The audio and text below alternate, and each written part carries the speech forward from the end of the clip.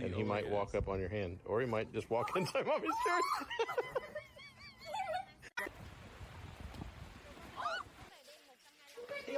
Papa Willie? Like, see what I mean?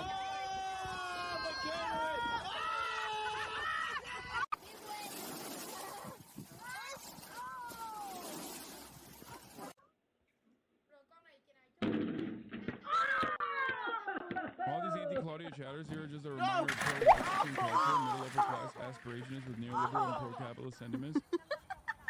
Social was the candidate of the right, and the parties supporting her were the same ones that complied always with American interests and privatized Mexico's natural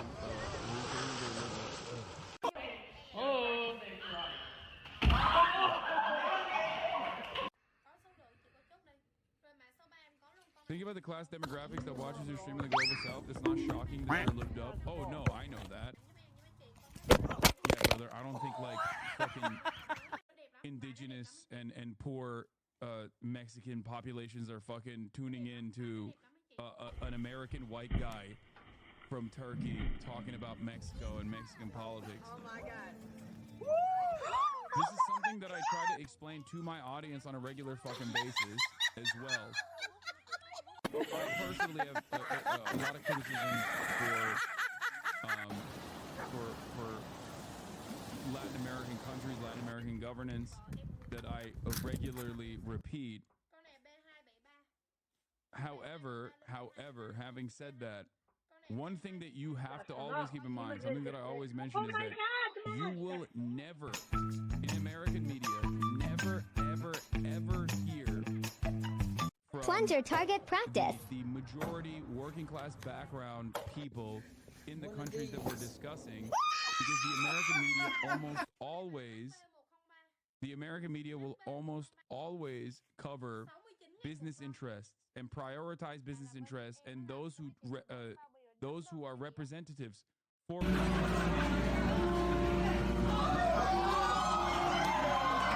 Maduro. Maduro, for example, for many of his faults and failures, rode the wave of Chavez's broad popular mandate in Venezuela. But you would never, ever fucking hear that in American news until, it became a major problem.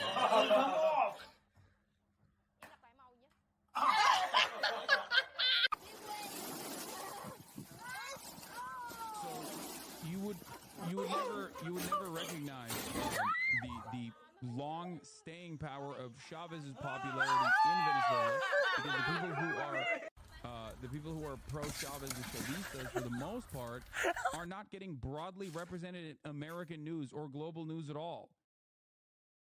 They're not. You're not going to hear from them for the most part. Maybe Parenti will fucking talk about it or whatever, but you're not going to hear from them in general. I feel like you felt a little bit in the propaganda hole on the Bolivia topic. There was a lot of nuisance that the Evo government didn't let international press to show. Brother, international press was eating the dick of the people that you are currently defending in this chat. I don't know what you're talking about. If I fell a little bit into the propaganda hole, by the way, you mean nuance, not nuisance, but it's fine. ESL. I understood what he was trying to say. But if I was falling in the propaganda hole, I would have been like, yeah, there was a fucking coup that happened because Evo was not popular in Bolivia, and he resigned out of disgrace because he was like cooking the books and cooking the elections, and the OAS is an institution that is infallible and the most moral institution. Christo-fascist weirdos and their gang of thugs that were butchering people on the streets were actually in the right, because that was just popular uprising shit. You know?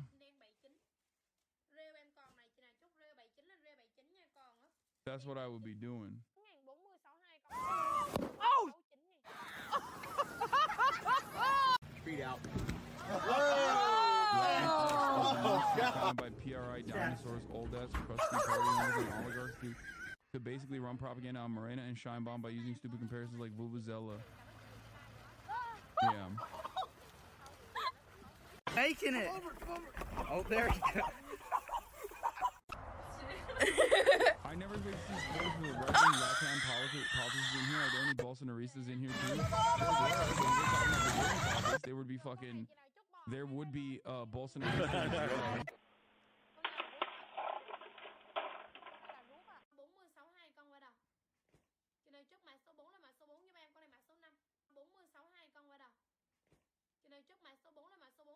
My point is this, okay? It's important to recognize why some of these If you don't want to do it, don't do are it. called authoritarian dictator monsters and violent.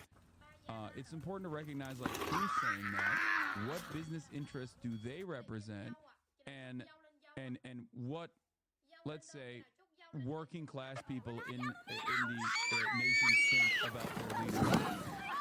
Kitty, I love you. Debate Claudia. Speak. There you go. Oh, wow. What?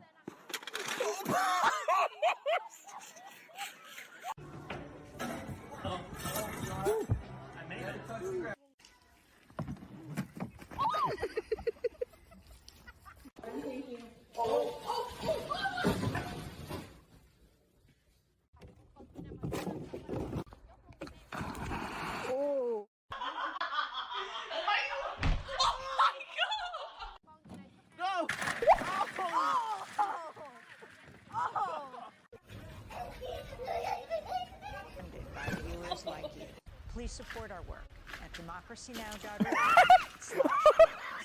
We turn now to Mexico, where this Sunday millions of voters are poised to Rồi con này là mã A8 giúp em. in Mexico's history. The landmark moment has filled many with hope. Mexico has one of the highest rates of gender in Latin America, with at least 10 women murdered in Mexico every single day. Voters will be choosing between frontrunners Claudia Sheinbaum and Xochitl Galvez, third candidate, Jorge Alvarez Menez. Sheinbaum has maintained a significant lead in the polls ahead of June 2nd elections. She is the former mayor of Mexico City, member of the ruling left Morena Party, seen as a continuation of the current president, AMLO, Andres Manuel Lopez Obrador. Is backed by a coalition that includes the conservative PRI and PAN parties. The PRI, or Institutional Revolutionary Party, ruled Mexico uninterrupted for 71 years until the 2000s. Rampant violence perpetuated in part by the decades-long U.S.-backed war on drugs is the central issue.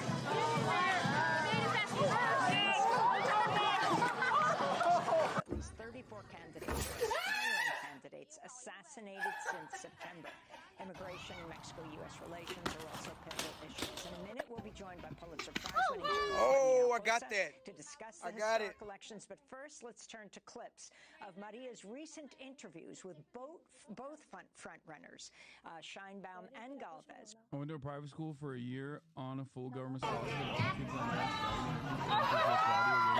They're all children saying Mexican democracy is over. We shouldn't let poor uneducated people vote. They aren't ready for it yet.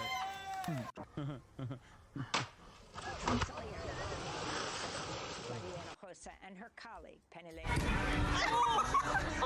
this year, where they spoke to Sheinbaum at a campaign rally. They asked her how she'd handle immigration. What is your message to Mexican voters in the United States about this election and your candidacy? We're going to fight for them, for their rights, and we're going to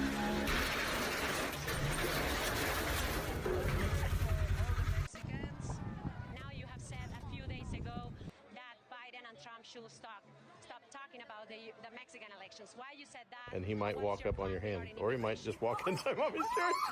to reduce migration where people have to leave and want to go to the U.S. Either if Biden wins or Trump wins, there are a lot of problems in the U.S. And it's better that their campaign not use Mexico as the problem. We are not the problem. We are part of the solution. They met Xochitl Galvez while the presidential candidate traveled to New York to meet with Mexican voters here. This is what Galvez said. So So what is your fresh, new approach towards the issue of immigration? Primero, el fenómeno de la migración es un fenómeno mundial.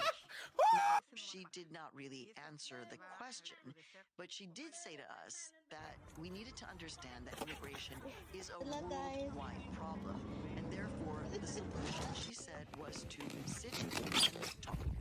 Entonces no nos sentemos, no hablemos, no hagamos cooperación profunda y se van a seguir muriendo jóvenes en este país.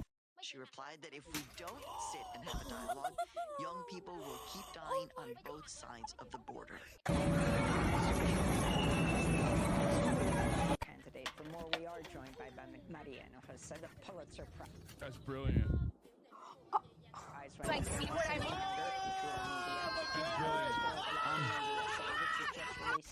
Show me your squat. Hold it. Go. Genocide-plagued Mexico. Maria, it's great to have you with us at the table. Why don't you start off by talking about the historic significance of these elections and what it means for what's happening in Mexico today? You know what's interesting, Amy, because we've been doing this for a while, right? The reason why the two women end up being the two frontrunner candidates is not just like tremendous, decades-long work by feminists in Mexico.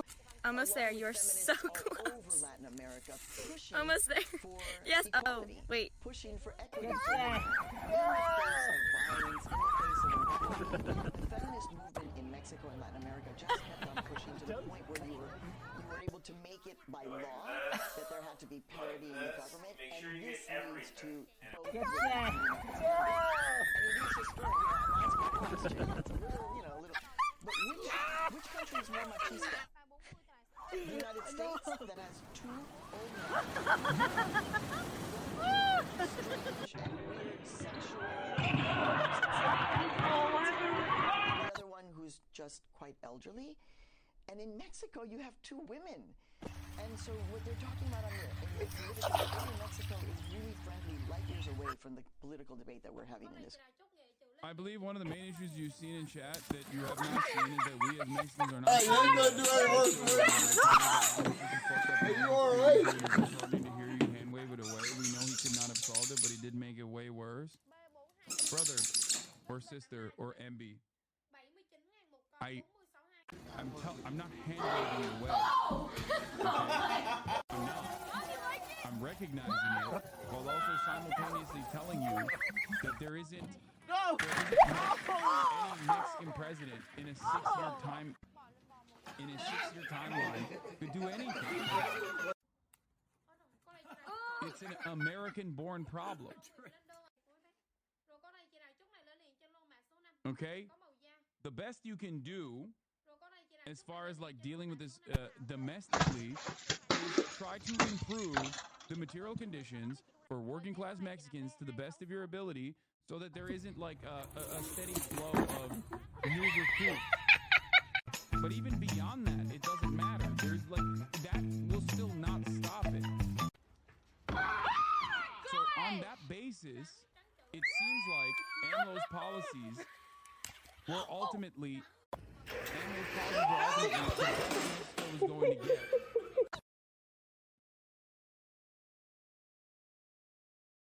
That's all I'm saying. I never said he's perfect, he's awesome, he's my GOAT. I have not seen any candidates in the previous election, or I have not seen any candidates in this election that were offering an alternative that was going to actually work, or that had a track record of success in this field, whether it be their party, whether it be their party's history, or what their party has done. No, I didn't say he was my GOAT. I said he's my GOAT only because of the duendes thing, only because of the truth about the world. And I will stand on that. He is cool for it.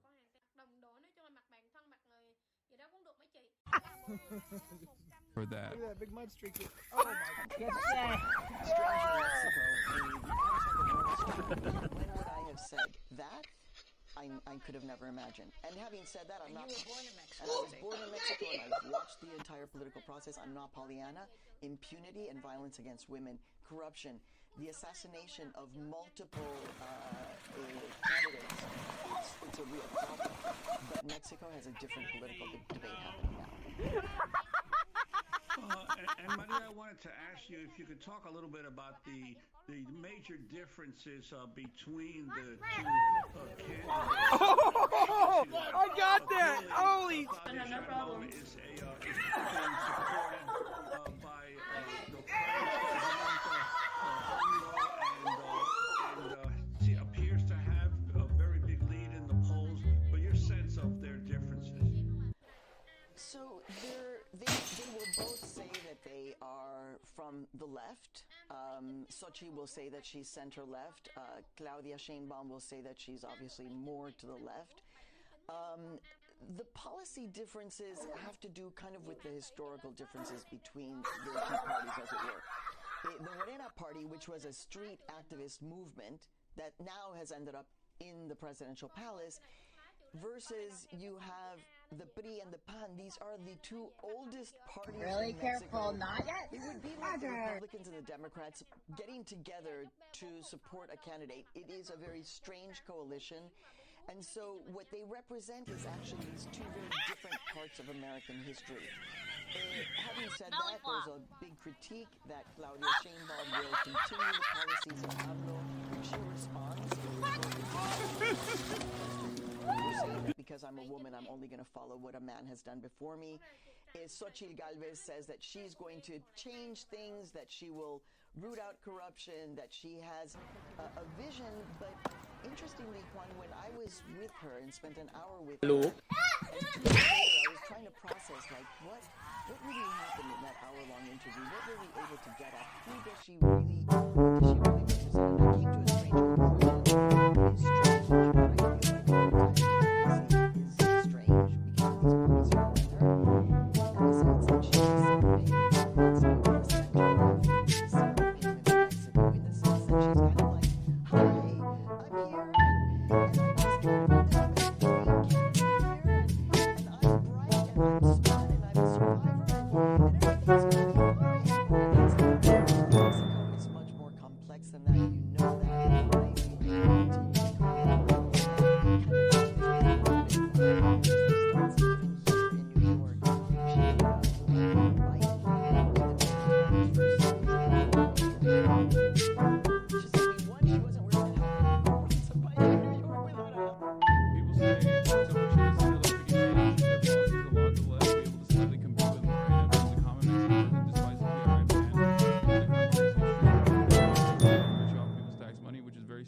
She's neoliberal at best. Element. And also, why do you want to ride a bike in Times Square? So, she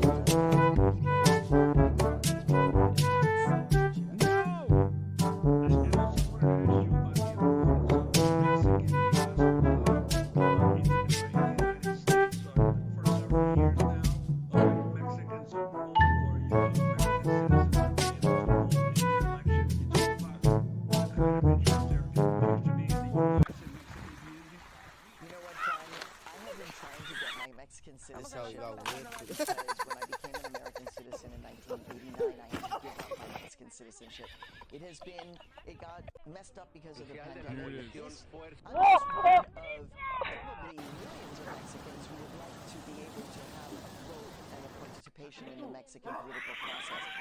When you look at how close recent Mexican elections for president have been, you can understand why Mexican parties, presidential campaigns, are coming to ask for Mexicans in the United States to vote.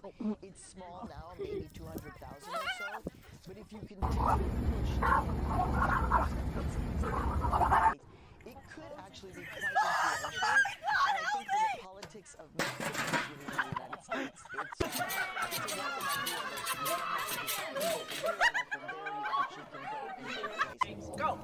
I wanted to go to some interviews you've done. This is Xochitl Galvez speaking to you, Maria, about her experience with gender violence. How do you define feminism?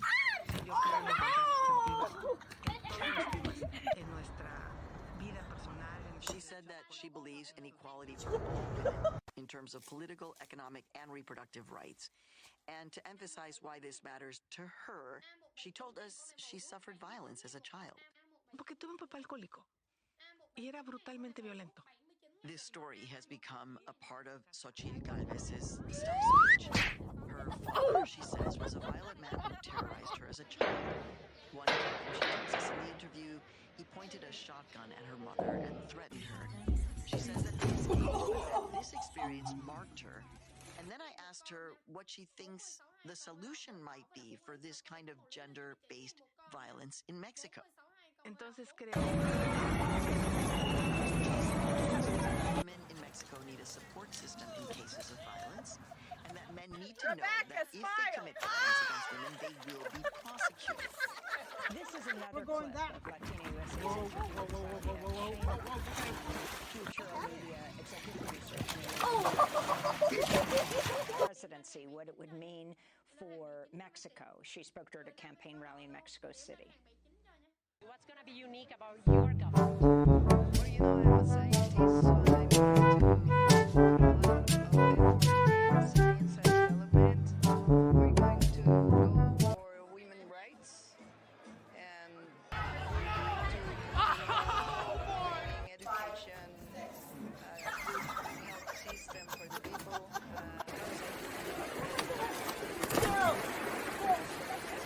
Are you okay? So that's Claudia Sheinbaum, the she's the they both call themselves feminists. Women got the right to vote in Mexico when in 1953. And what about abortion? So abortion right now actually is more progressive in Mexico than in the United States.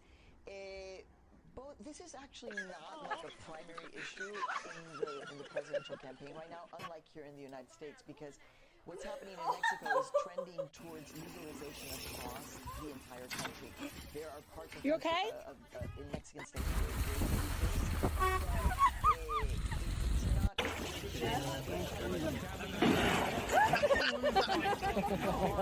Making it. Oh, there you go. Catholic country, by the way. We have a Catholic president, but, you know, look at our situation. Abortion politics that we're having here, where you would expect Catholic jokes across the board, even with Ireland, too. a Catholic country to be making the decisions on abortion like the ones that are being made in the United States. It has no relationship with in its politics. So right now, again, for women, on the issue of reproductive rights, more progressive. But on the issue of violence, on the issue of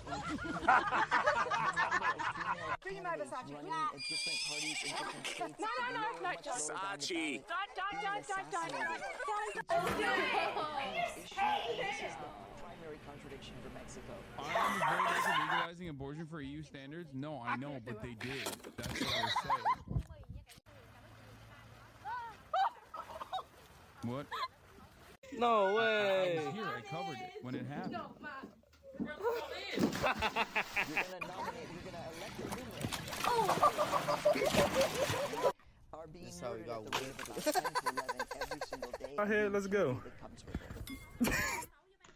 Maria, in terms of this issue of Mexico electing a woman president, several Latin American countries have already done so. Chile, Honduras, Argentina, Brazil, and now Put it in the Mexico trash. is here in the United States. The potential for electing a woman president will have to be postponed for another 4 or 8 years. Hey, snowball. Will represent a much more equality between the genders. You won't be surprised when I say that the North needs to learn from the South. There's always this perspective that the North, the United States, is leading the way. And in fact, what the United States and the feminist movement in the United States needs to do is to look at what happened in Mexico and America. The number of countries that have elected a woman president. Considering the fact that the United States is still at about a third of women in Congress. You have countries like Rwanda that have legalized parity in political representation, and our country is lagging behind. It is huge. You gotta keep it on the issue of immigration and whether or not Claudia or Xochitl, more likely it will be Claudia who ends up as president, will do something profoundly different, fresh. Stand up to the United States, saying no more remain in Mexico. We're going to do that. Yeah, no, the best part about it was that the right wing in Mexico was saying that Claudia is a Stalinist, or that she was female Stalin. I saw those posters, which, from my perspective, like, that goes pretty fucking hard. But ultimately, like, a lot of the policies are yeah, borderline sock them shit in general. This is disaster happening. Even though that one caller literally said they're moving towards state communism.